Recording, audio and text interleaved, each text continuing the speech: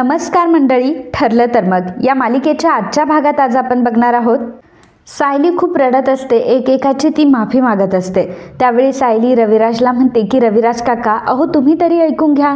त्यावेळी रविराज सायलीला म्हणतो की रविराज काका, काका मला अजिबात नाही म्हणायचं, सर म्हणायचं.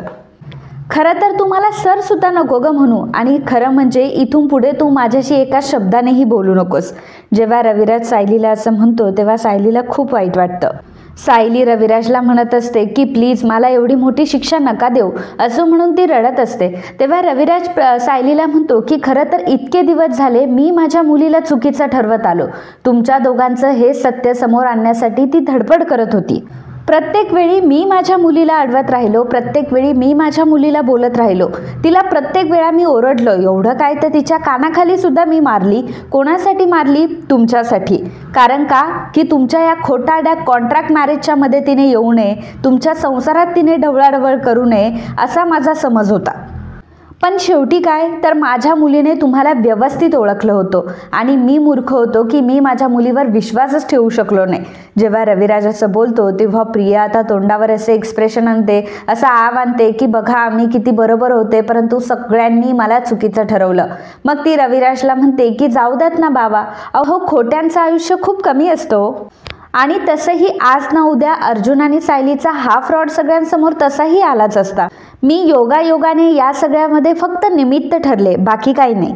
तेव्हा मात्र चैतन्याला खूप राग येत असतो. तो प्रियाकडे खूप रागाने बघत असतो, कारण हे सगळं जे काही झालेलं असतं ते झालेलं असतं त्या प्रियामुळे. आज अर्जुन आणि सायलीचा एवढा मोठा दिवस असतो, दोघांचाही एका दिवशी वाढदिवस असतो. अर्जुन सायलीला प्रपोज करायला गेलेला असतो आणि या सगळ्यामध्ये हे सगळं काय होऊन बसलेलं असतं. काय मंडळी, अजून व्हिडिओला लाईक नाही केलंय का? अहो मग वाट कसली बघताय, लगेच व्हिडिओला लाईक करा, कारण तुमचं एक लाईक करणं आमच्यासाठी किती महत्त्वाचं असू शकतं हे तुम्हाला चांगलंच माहिती आहे. आणि मला माहिती आहे की तुम्ही आमच्यासाठी हे नक्की कराल. धन्यवाद. रविराज पुढे सायलीला म्हणत असतो की खरं तर मी खूप मोठी चूक केली की मी तुझ्यावर विश्वास ठेवला. मला जेव्हा तन्वी सापडली नव्हती तेव्हा मला असं वाटायचं की माझी जर तन्वी या जगामध्ये असेल तर ती सेम तुझ्यासारखी असेल. मग प्रिया रविराजला म्हणते की बाबा अहो तुमचं नशीब चांगलं आहे की तुमची तन्वी ह्या सायलीसारखी नाही आहे. रविराज अर्जुनला म्हणत असतो की आणि अर्जुन तुला तर मी एक चांगलं वकील म्हणून ट्रेन केलं होतं रे. मला जेवढ्या गोष्टी येतात तेवढ्या मी तुला शिकवल्या, तुझ्यावर चांगले संस्कार केले, तुला एक वकील म्हणून घडवलं, परंतु तुला माणूस म्हणून मला कधी घडवता आलं नाही. आणि जर विषय संस्कारांचा येतो आणि माणूस घडवण्याचा येतो तर जी गोष्ट पूर्ण आजीला किंवा कल्पना वहिनींना, प्रतापला जमली नाही ती गोष्ट मला कुठे जमणार, आणि मी तुला कुठे चांगला माणूस घडवू शकलो. अस्मिता म्हणते की मला तर असं वाटतं की अर्जुनला हे कॉन्ट्रॅक्ट करण्यासाठी हिनेच भाग पाडलेलं असणार, नाहीतर हिच्या मनात अशा गोष्टी कधी आल्याच नसत्या ना. नाहीतर अर्जुनच्या मनात अशा गोष्टी येणारच नाही. म्हणजे अर्जुन काही असू दे, परंतु घरच्यांना तो कधी फसवू शकत नाही, मला ही गोष्ट माहिती आहे. घरच्यांवर त्याचं प्रेम आहे आणि नक्कीच या सायलीने त्याला फूस लावलेली असणार, त्याला फूस पाडलेली असणार, आणि म्हणूनच अर्जुन ह्या सगळ्या गोष्टी करण्यासाठी तयार झाला असं मला तरी वाटते, असं अस्मिता सगळ्यांना सांगत असते. तेव्हा सायली अर्जुनकडे बघत असते. अर्जुनला माहीत असतं की मुळात म्हणजे सायलीने मला हे सगळं करण्यासाठी अजिबात भाग पाडलेलं नाहीये. उलट सायलीच ह्या कॉन्ट्रॅक्टसाठी कधी तयार होत नव्हती. मी सायलीवर जबरदस्ती करून सायलीला हे कॉन्ट्रॅक्ट करायला लावलं. परंतु या गोष्टीचा आता चुकीचा अर्थ काढला जातोय. हे सगळं सायलीमुळेच झालंय असं सगळ्यांना वाटायला लागलंय. अर्जुनला फार वाईट वाटत असतं. अस्मिता म्हणू लागते की एक म्हणजे अर्जुन मला एक कळत नाहीये की तू हे सगळं का केलं. म्हणजे तिने जरी तुला फूस लावली असेल तरी सुद्धा तू हे सगळं करायला का तयार झालास. अर्जुन बोलायला जात असतो तेव्हा चैतन्य म्हणतो की अस्मिताई मला असं वाटतं की आपण या सगळ्यामध्ये आता नको पडायला. अस्मिता म्हणते की हो ते पण बरोबर आहे, जेवढं मी डबक्यात दगड मारणार आहे तेवढे चिखल माझ्याच अंगावर पडणार आहे. अस्मिता सायली जवळ जाते आणि सायलीला म्हणते की ए सायली, बघत काय बसली आहेस, निघ आमच्या घरातून. असं म्हणून अस्मिता आता सायलीला जोराचं खाली लोटून देते. अस्मिता जेव्हा सायलीला लोटून देते तेव्हा मात्र आता यावेळी कोणीही सायलीची बाजू घेऊन बोलत नाही. ते जागच्या जागी उभे असतात. तेव्हा अर्जुनलाच दया येते आणि अर्जुन सायलीला बघण्यासाठी जातो. अर्जुन जेव्हा सायलीला म्हणतो की मिसेस सायली तुम्ही बऱ्या तर आहात ना, तेव्हा रविराज म्हणतो की अरे वा मिसेस सायली. अर्जुन जेव्हा माझ्याकडे नोकरी करायचा तेव्हा तो सायलीला मिस सायली म्हणायचा. काय रे चैतन्य, बरोबर बोलतोय ना मी? तेव्हा चैतन्य मान खाली घालून उभा असतो. रविराज म्हणतो की अरे वा अर्जुन, म्हणजे तुझा मिस सायलीचा प्रवास मिसेस सायलीपर्यंत येऊन थांबला तर. प्रताप अर्जुनला विचारतो की काय रे अर्जुन, हिला तू मिसेस सायली असं म्हणायचं हे काय तुमच्या कॉन्ट्रॅक्टमध्ये लिहिलंय का? कल्पना विचारते की काय रे अर्जुन, घरात सर्वजण असताना बायकोला बायको अशी हाक मारायची हे पण तुमच्या कॉन्ट्रॅक्टमध्ये लिहिलंय का? पूर्णा आजी म्हणू लागते की सायलीने कधी माझ्या पायांना तेल लावून द्यायचं, कधी माझ्या आवडीचे गुलाबजाम बनवायचे हे सुद्धा तुमच्या कॉन्ट्रॅक्टमध्ये लिहिलं गेलं होतं का? रविराज आता अर्जुन आणि सायलीला बोलत असतो. सायलीला तो म्हणत असतो की काय ग, तू तर माझ्या प्रतिमासोबत सुद्धा किती खोटं वागलीस, किती खोटं बोललीस. माने तर तुला तिची मुलगी म्हणून स्वीकारलं होतं, मुलगी म्हणून तुला मानत होती आणि प्रतिमाच्या भावनांशी खिलवाड करण्याची ही गोष्ट सुद्धा तुमच्या कॉन्ट्रॅक्टमध्येच लिहिली होती का? आणि आता तर काय, मधुभाऊ सुद्धा जामिनावर संपले म्हटल्यावर कॉन्ट्रॅक्ट सुद्धा संपलं.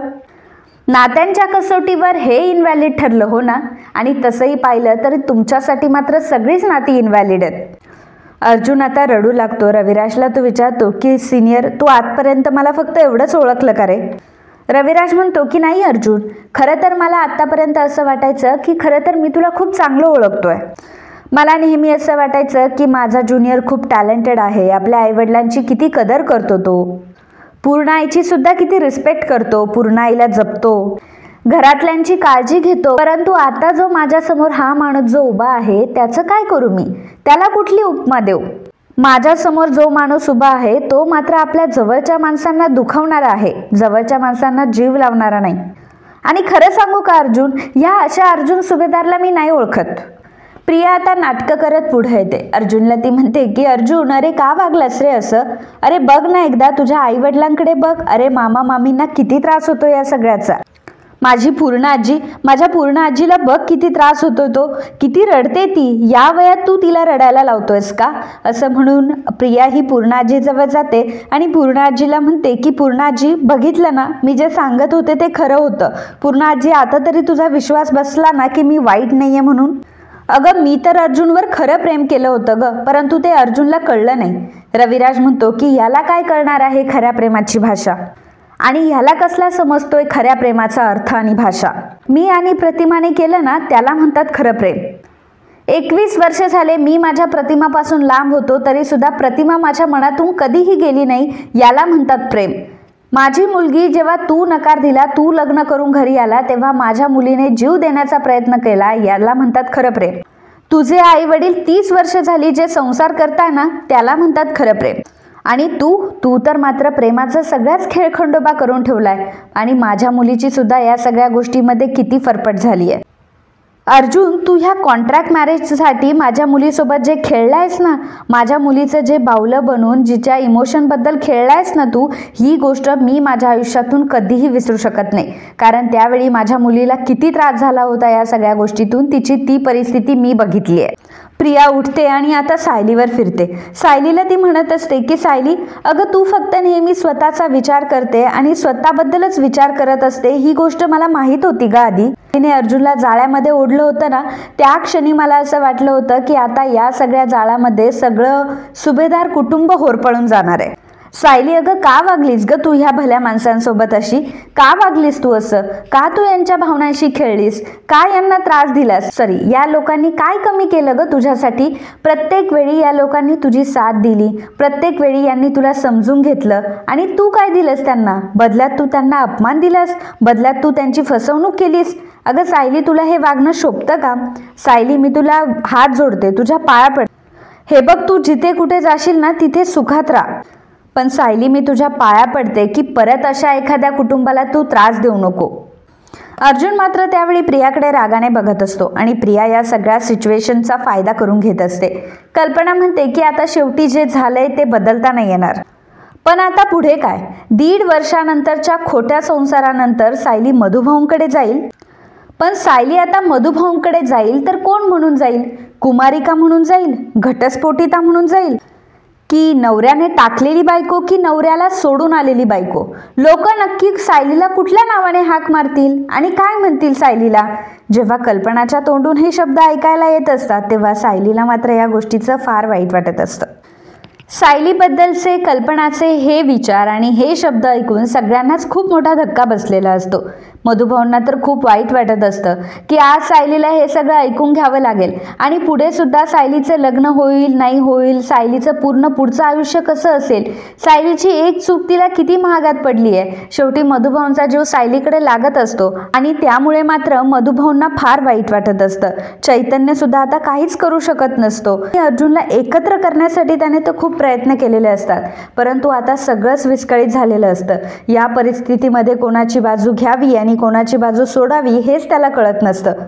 अर्जुन आणि सायली सुद्धा या परिस्थितीवर काही करू शकत नसतात, कारण घरातले त्यांचं ऐकूनच घेत नसतात. मधुभाऊ मात्र या गोष्टीचा खूप विचार करत असतात. सायलीबद्दल जे काही झालेलं असतं याचा त्यांना प्रचंड मोठा धक्का बसलेला असतो आणि त्याचवेळी मधुभाऊ आता खाली पडतात.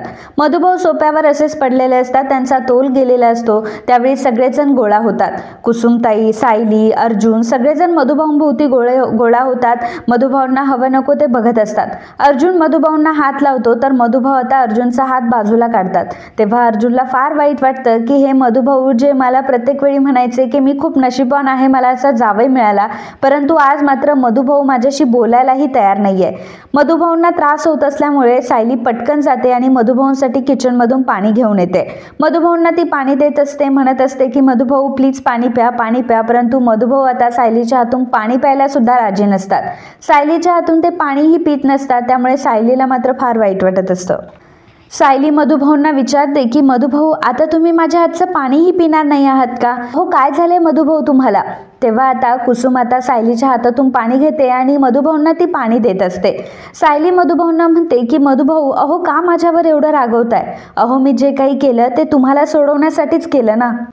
मधुभाऊ सायलीला म्हणतात की सायली तू हे सगळं माझ्यासाठी केलं, म्हणजे तू स्वतःच्या पापामध्ये तू मला वाटेकरी करून घेतलंस. माझ्या सुटकेसाठी जर तू या थराला जाणार होतीस ना, ही गोष्ट मला आधी कळली असती तर मी मरण पत्करलं असतं. माझ्यामुळे या सगळ्या भल्या माणसांचं वाटोळं होईल अशा ह्या अपराधीपणाच्या भावनेमध्ये मी कसा काय जगलो असतो ग सायली? मधुभाऊ खूप रडत असतात. सायली मधुभाऊंचा हात हातामध्ये घेऊन त्यांना समजावण्याचा प्रयत्न करत असते की मधुभाऊ तुम्ही जसा विचार करताय तसं काहीच नाहीये, परंतु आता सगळेजण मात्र सायली आणि अर्जुनच्या रिलेशनबद्दल एक वेगळाच विचार करत असतात. ते म्हणजे की सायली आणि अर्जुन बिना लग्नाचेही एकत्र राहत होते आणि ते फक्त स्वतःच्या स्वार्थासाठी एकमेकांसोबत राहिले असं सगळ्यांना वाटत असतं, पण तसं काही नसतं आणि ही गोष्ट कोणालाच समजत नसते. मधुभाऊ आता सायलीच्या हातातून हात काढून घेतात. मधुभाऊ आता पूर्णा आजी समोर जातात. पूर्णा आजीला ते म्हणतात की अन्नपूर्णा मॅडम, माझ्यासाठी म्हणून सायलीने जर ह्या सगळ्या गोष्टी केल्या असेल तर त्या पापामध्ये मी सुद्धा भागीदार आहे, त्यामुळे प्लीज मला माफ करा. खऱ्या अर्थाने आज मी एक बाप म्हणून कमी पडलो असं मला वाटायला लागलंय. माझ्या मुलीवर खऱ्या अर्थाने मी संस्कार करायला कमी पडलो असं मला आता वाटतंय. मला माफ करा अन्नपूर्णा मॅडम, असं म्हणून मधुभाऊ आता चक्क पूर्णा आजी समोर आता तोंड झोडायला सुरुवात करतात. जोर जोराने ते त्यांचं तोंड झोडत असतात. तेव्हा कोणीच काही करू शकत नसतं. सगळेजण मधुभाऊंकडे बघत असतात. मधुभाऊंना कोणी थांबवतही नाही, परंतु मधुभाऊंना मात्र फार अपराधी असल्यासारखं वाटत असतं. मधुभाऊ आता पूर्णा आजी समोर माफी मागत असतात. पूर्णा आजीला ते म्हणत असतात की खरं तर माफी हा शब्द सुद्धा खूप छोटा आहे, मला तुमची कशी माफी मागावी हेही कळत नाहीये. त्यावर पूर्णा आजी म्हणते की नका मागू आमची माफी. आमची माफी मागण्यापेक्षा तुमच्या मुलीवर आश्रमात असताना जर संस्कार केले असते ना तर तुमच्यावर आज ही वेळ आली नसती की तुम्हाला तुमचं तोंड झोडून घ्यावं लागलं असतं किंवा तुम्हाला कोणासमोर तरी माफी मागावी लागली असती. खऱ्या अर्थाने एक बाप म्हणून तुम्ही हरलात हे 100% खरं आहे. सायलीला फार वाईट वाटत असतं. ज्या मधुभाऊंची इज्जत जपण्यासाठी सायलीने अगदी तिची इज्जत पणाला लावलेली असते त्या मधुभाऊंवर आज चिखलफेक केली जात असते. बाप म्हणून ते किती नालायक आहे हे पूर्ण आजी त्यांना दाखवून देत असतात आणि त्यामुळे मधुभाऊंच्या मनाला किती वेदना होत असतील याची कल्पना सायलीला असते. त्यामुळे सायलीला या गोष्टीचं फार वाईट वाटत असतं. सायली पूर्ण आजीला म्हणते की पूर्ण आजी, माझ्या मधुभाऊंना असं बोलू नका हो, तुम्हाला जे काही बोलायचं असेल ते मला बोला, परंतु माझ्या मधुभाऊंना असं बोलू नका. प्लीज त्यांना काही बोलू नका, मी तुम्हाला रिक्वेस्ट करते, मी तुमच्या पाया पडते, मधुभाऊंना काही बोलू नका. तेव्हा पूर्णा आजी थांबत नाही. पूर्णा आजी म्हणते की का, यांना का बोलू नको, यांनी काही पराक्रम केलाय का, यांना का नाही बोलायचं? मागच्या वर्षी जेव्हा दिवाळीत मी यांना जे बोलले होते ना खऱ्या अर्थाने तेच बरोबर होतं. असं म्हणायला हरकत नाही की तुम्ही दोघंही आमच्या कुटुंबाला लागलेली कीड आहात. कदाचित वडिलांमध्ये थोडा जरी सभ्यपणा असताना तरी सुद्धा लेकीने हे थेर कधी केली नसती. पूर्णा आजी अगदी आता मधुभाऊंना काहीही बोलू लागते. जी पूर्णा आजी अगदी काही तासाभरापूर्वी मधुभाऊंसोबत नीट बोलत होती, तिला मधुभाऊ ग्रेट वाटत होते, मधुभाऊ कसे चांगले आहेत हे वाटत होतं, सायली किती घरची चांगली सून आहे हे तिला वाटत होतं. परंतु आता एका तासानंतर सगळे मतं आता चेंज झालेले असतात. सायली किती आगाऊ आहे, सायली किती घराला लागलेली कीड आहे, किती नालायक आहे, या सगळ्या गोष्टी पूर्णा आजीला आठवत असतात. पूर्णा आजी काय, घरातल्या सगळ्यांचीच हीच अवस्था असते की एका तासाभरामध्ये त्यांच्यासाठी सायली, मधुभाऊ हे खूप वेगळे होते, खूप चांगले व्यक्तिमत्व होते. परंतु अचानक असा चेंज झालेला असतो की सायली आणि मधुभाऊ आता किती नालायक आहे हेच प्रत्येकजण त्यांना दर्शवून देत असतं. यामुळे खूप वाईट वाटत असतं ते अर्जुनला. अर्जुन पूर्णा आजीला म्हणतो की पूर्णा आजी, अगं रागाच्या भरात तू काय बोलतीये, तुला तरी कळतंय का? मधुभाऊ आता अर्जुन समोर हात जोडतात आणि अर्जुनला म्हणतात की तुमच्या आजीवर रागवू नका वकील साहेब. खऱ्या अर्थाने तुम्ही मला या केसमधून सोडवलं त्यासाठी तुमचे मनापासून आभार. खऱ्या अर्थाने मला सोडवण्यासाठी जर मला एवढी मोठी किंमत चुकवावी लागणार आहे हे मला जर आधी माहीत असतं ना तर मात्र मी कधीच जेलमध्येच विष खाऊन घेतलं असतं. आणि अन्नपूर्णा मॅडम, तुम्ही जे बोललाय ते अगदी बरोबर आहे. मी तुम्हाला नाव ठेवतच नाही किंवा तुमच्या बोलण्याचा मला कुठलंही वाईट वाटलेलं नाही आहे. तुम्ही जे बोललाय ते अगदी बरोबर आहे. आज खऱ्या अर्थाने मला सायलीला ती माझी मुलगी म्हणून घेण्याची सुद्धा लाज वाटते. पण तिच्या ह्या अपराधासाठी अन्नपूर्णा मॅडम मी तुमची माफी मागतो, असं म्हणून मधुभाऊ आता पूर्णा आजीच्या पाया पडत असतात. सायलीला त्यावेळी फार अपराधासारखं वाटत असतं, कारण आपल्यामुळे आज मधुभाऊंना पूर्णा आजीचे पाय धरावे लागत आहे, माफी मागावी लागते. या गोष्टीचं सायलीला फार वाईट वाटत असतं. मधुभाऊंनी जेलमधून लवकर बाहेर यावं आणि त्यांनी आमच्यासोबत नॉर्मली आयुष्य जगावं ही सायलीची इच्छा असते. परंतु मधुभाऊंनी कुठल्या तरी गिल्टमध्ये आयुष्य जगावं किंवा कोणाचे तरी पाय धरावे, कोणाची माफी मागावी आणि इतकं रडावं अशी इच्छा सायलीची कधीच नसते. आणि सायली आणि अर्जुन सोबत या गोष्टी झालेल्या असतात, त्यामुळे त्यांना त्या फेस करणं भाग असतं. प्रिया मधुभाऊंना म्हणत असते की मधुभाऊ मी गेली इतकी वर्ष बघते की सायली तुमच्या परवानगीशिवाय कुठलीच गोष्ट करत नाही. मग मला एक गोष्ट कळत नाहीये की तुम्हाला सोडवण्याच्या सायलीच्या ह्या प्लॅनमध्ये तुमची सुद्धा सोबत होती का? या प्लॅनमध्ये तुम्ही सुद्धा सामील होतात का? प्रिया आता जेव्हा मधुभाऊंवर हा आरोप करते तेव्हा सायलीला खूप मोठा धक्का बसतो. अर्जुन म्हणतो की तन्वी प्लीज, मधुभाऊंचा या कॉन्ट्रॅक्ट मॅरेजशी काही संबंध नाहीये. त्यांना या सगळ्या गोष्टी आत्ताच समजल्यात, त्यांना याबद्दल काहीच माहीत नव्हतं. अर्जुन आता मोठ्याने तन्वीला बोलत असतो. त्यावेळी प्रताप म्हणतो की अर्जुन आवाज खाली कर आणि आवाज चढवून बोलायची काही गरज नाहीये. रविराज अर्जुनला म्हणतो की अर्जुन एक गोष्ट लक्षात ठेव, माझ्या मुलीच्या विरोधात मी आता एक शब्दही तुझा ऐकून घेणार नाही. मधुभाऊ म्हणतात की आज खऱ्या अर्थाने तुमच्या सगळ्यांचे पाय धरल्याशिवाय माझं प्रायश्चित्त काही पूर्ण होणार नाही. मधुभाऊ आता प्रतापजवळ जातात आणि प्रतापच्या पाया पडत प्रतापला म्हणतात की प्रतापराव प्लीज मला मोठ्या मनाने माफ करा. मधुभाऊ आता कल्पनाजवळ जातात, कल्पनाच्याही ते पाया पडतात आणि म्हणतात की कल्पना मॅडम, अहो तुम्ही तरी मला माफ करा. सायलीला हे सगळं बघवत नसतं, परंतु तिच्या डोळ्यासमोर या सगळ्या गोष्टी घडत असतात, त्यामुळे तिला फार वाईट वाटत असतं. कुसुमताई आता मधुभाऊंजवळ जाते आणि मधुभाऊंना म्हणते की मधुभाऊ, अहो काय करताय तुम्ही हे सगळं? अहो तुम्ही असं का करताय? तुम्ही का कोणाच्या पाया पडताय? अहो या सगळ्यामध्ये तुमचा काहीच दोष नाहीये. कुसुम आता रडूनच मधुभाऊंना सांगत असते. तेव्हा मधुभाऊ कुसुमला म्हणतात की कुसुम, अगं माझं काय चुकलं गं? काय चुकलं माझं आत्तापर्यंत तर माझं फक्त एकच ध्येय राहिलंय ना की माझ्या लेकरांवर फक्त चांगले संस्कार व्हावे. मला कधी वाटलं नव्हतं की सायली माझ्यासोबत असं कधी वागेल म्हणून. मला सायलीवर खूप गर्व होता गं की सायली माझी कधीही चुकणार नाही, कधी चुकीचे निर्णय ती घेणार नाही. आत्तापर्यंत सायलीने कधी मधुभाऊंचा एकही शब्द खाली पाडलेला नसतो. अगदी मधुभाऊंनी ज्या गोष्टी शिकवलेल्या असतात त्या चालीरीतींवर वाढणारी सायली आज एवढ्या मोठ्या थराला येऊन पोहोचली, त्यामुळे मधुभाऊंना फार वाईट वाटत असतं. यामागच्या सायलीचं आणि अर्जुनचं पेन मात्र कोणालाच माहीत नसतं. बरं, ते एकमेकांच्या प्रेमात आहे ही गोष्ट कोणाला माहीत नसते. त्यामुळे सगळेजण फक्त एकाच अँगलमधून त्या दोघांना जज करत असतात, एकाच दृष्टिकोनातून त्या दोघांना बघत असतात आणि कसे ते वाईट आहे त्यातून त्यांना एवढं दिसत असतं, परंतु हे सगळं त्यांनी का केलं, हे सगळं कशासाठी केलं, या सगळ्या गोष्टी मागे नक्की काय कारण होतं. मधुभाऊंना सोडवायचं होतं, परंतु कॉन्ट्रॅक्टमध्ये अजूनही गोष्टी लिहिलेल्या होत्या ना की आम्ही दोघंही कधी एकमेकांच्या प्रेमात पडणार नाही. आत्तापर्यंत एकमेकांसोबत राहून एकमेकांच्या मनात प्रेमाची भावना तर आली, परंतु कधीही त्याचा गैरवापर कोणी केला नाही, कधीही कोणी कोणाचा फायदा घेतला नाही, ही गोष्ट कुठे कोणाला माहीत असते. आणि त्यामुळे सायली आणि अर्जुनला एकाच चष्म्यातून बघितलं जातं.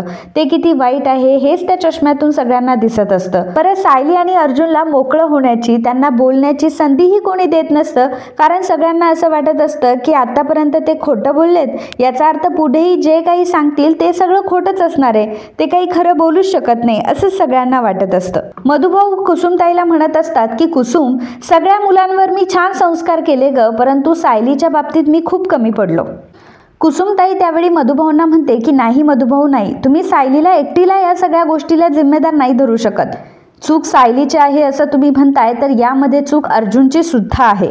मधुभाऊ म्हणतात की दोघांची चूक, पण या सगळ्या गोष्टीमध्ये सगळेच जण होरपळले. मधुभाऊ अगदी हताश होऊन या सगळ्या गोष्टी बोलत असतात. त्यावेळी सायली आणि अर्जुनला खूप वाईट वाटत असतं. हे सगळं काय होऊन बसलं. आजचा दिवस खऱ्या अर्थाने त्यांनी खूप वेगळा एक्सपेक्ट केलेला असतो की आज दोघंही एकमेकांना एकमेकांच्या मनातल्या भावना सांगतील, एकमेकांना प्रपोज करतील आणि ते कॉन्ट्रॅक्ट पेपर फाडून टाकण्याची वेळ या दिवसानंतरच येईल, याच दिवशी येईल. परंतु याच दिवशी ते कॉन्ट्रॅक्ट पेपर सगळ्यांना दाखवले जातात. या प्रियामुळे सायली आणि अर्जुनचा सगळा दिवस खराब झालेला असतो. भलेही त्यांनी ही गोष्ट नंतर सांगितली असती घरच्यांना की आम्ही कॉन्ट्रॅक्ट मॅरेज केलेलं होतं म्हणून, तेव्हा घरच्यांना हे कळलं असतं ना की निदान आता ते दोघं प्रेमात तरी आहे. आता मात्र अर्जुन आणि सायलीच्या रिलेशनचे 17 अर्थ काढले जातात. त्यांच्या नात्यावर सगळा डाऊट घेतला जातो आणि यामुळे सायली आणि अर्जुन आता हताश झालेले असतात. आणि मित्रांनो, आजचा हा भाग इथेच संपतो. पुढील भागामध्ये आपल्याला बघायला मिळणार आहे कल्पना खूप रागवलेली असते आणि ती सायलीला म्हणते की सायली, आता तुला घराबाहेर काढण्याची वेळ आली आहे. सायलीला घराबाहेर जाण्याची अजिबात इच्छा नसते, कारण आधीपासून तिचं ठरलेलं असतं की ती अर्जुनला सोडून कुठेही जाणार नाही. परंतु कल्पना आता सायलीला घराबाहेर काढते. सायलीचा हात धरून तिने सायलीला घराबाहेर काढलेलं असतं आणि घराबाहेर काढून तिने रस्त्यावर तिला फेकलेलं असतं. त्यावेळी सायली रस्त्यावर पडते. सायलीचा क्षणोक्षणी अपमान केला जातो. अर्जुन आता सायलीला उठवायला जातो आणि म्हणतो की मिसेस सायली प्लीज उठा. अर्जुन सायलीला उभं करतो आणि म्हणतो की नाही मम्मा, या सगळ्यामध्ये चूक फक्त सायलीची नाही आहे, या सगळ्यात खऱ्या अर्थाने चूक माझी देखील आहे. मी सुद्धा सायलीसोबत घराबाहेर पडेल. असं म्हणत अर्जुन आता सायलीचा हात पकडतो.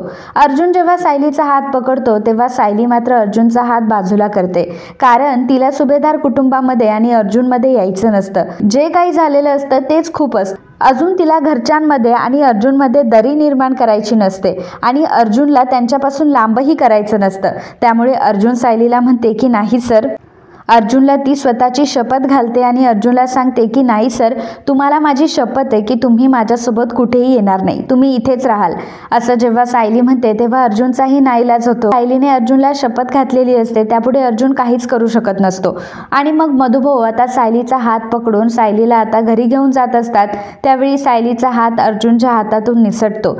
घरातल्यांना मात्र कोणालाही त्यावेळी दया येत नाही. सायली आता घर सोडून निघालेली असते. कदाचित या सगळ्या सिच्युएशनवर सोल्युशन असंही असू शकत होतं, म्हणजे सायली घरामध्ये किती चांगली वावरतीये, तिचं घरावर प्रेम आहे, ही गोष्ट सगळ्यांना माहिती आहे, ही गोष्ट कोणी नाकारू शकत नाही. आणि या गोष्टीची ॲक्टिंग करता येत नाही. ॲक्टिंग साधारणतः 1-2 दिवस करू शकतो किंवा 1-2 गोष्टीमध्ये करू शकतो, परंतु सगळ्या गोष्टींमध्ये चांगुलपणाची कधी ॲक्टिंग करता येत नाही. ही गोष्ट सगळ्यांना माहिती आहे. सायलीचा स्वभाव सगळ्यांना माहिती आहे. सायली किती चांगली मुलगी हे सगळ्यांना माहिती आहे. चला, अर्जुन आणि सायलीकडनं चूक झाली असेल की अर्जुन आणि सायलीने कॉन्ट्रॅक्ट मॅरेज केलं, घरातल्यांना सगळ्यांना फसवून या सगळ्या गोष्टी केल्या.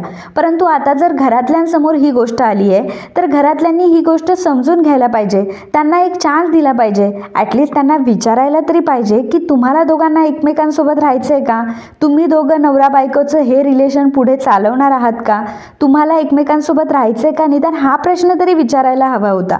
काहीही कसलाही विचार न करता त्या सायलीला घराबाहेर काढून दिलं केलं जातं आणि त्या सायलीला विचारलंही जात नाही की तुला राहायचंय का अर्जुन सोबत. जर असं विचारलं तर अर्जुन आणि सायली सांगतील ना की हो आम्हाला सोबत राहायचंय, परंतु त्यांचं काही ऐकून न घेता त्यांना घराबाहेर ज्या पद्धतीने काढले जाते ते त्यातून कुठेतरी एक चुकीचा मेसेज सगळ्यांपर्यंत पोहोचतोय असं मला तरी वाटतंय. याबद्दलचं तुमचं मत काय आहे हे तुम्ही आम्हाला नक्कीच कळवा. And if you like my video please do subscribe, share and comment. Thank you.